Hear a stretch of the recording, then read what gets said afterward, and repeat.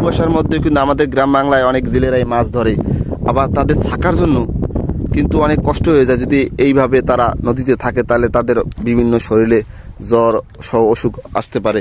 এই জন্য দেখেন তাদের যে একটা খুপড়ি, ছোট একটি ঘর, সেটা কিন্তু নৌকার মধ্যে তারা তৈরি করেছে।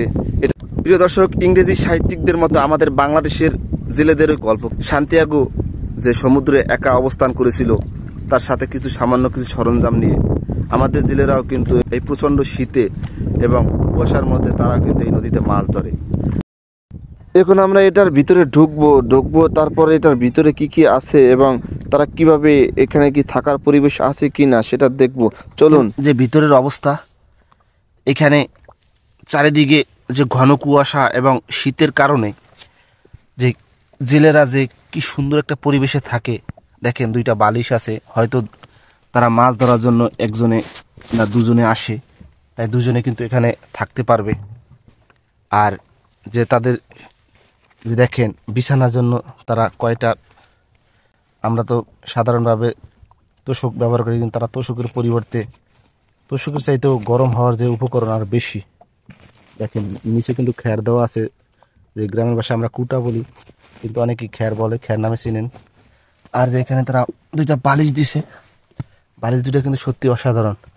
এখানে ঘুমাইলে তাদের কিন্তু গরম লাগবে। আর যে দেখেন একটা কম্বলের ব্যবস্থা আছে, এই কম্বল দিয়ে কিন্তু তারা রাত্রে ঘুমায়।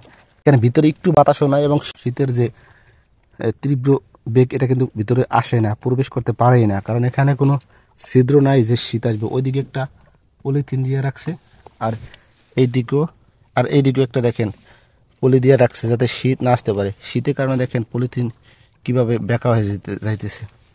আর উপরে কিন্তু দেখেন এখানে একটা কাপড় আছে, তার উপরে একটা পলিথিন, তার উপরে আরো একটা পলিথিন, দুইটা ডাবল পলিথিন দিয়া এটা করছে। আর এখানে দেখেন এই যে মাছ ধরার জন্য একটা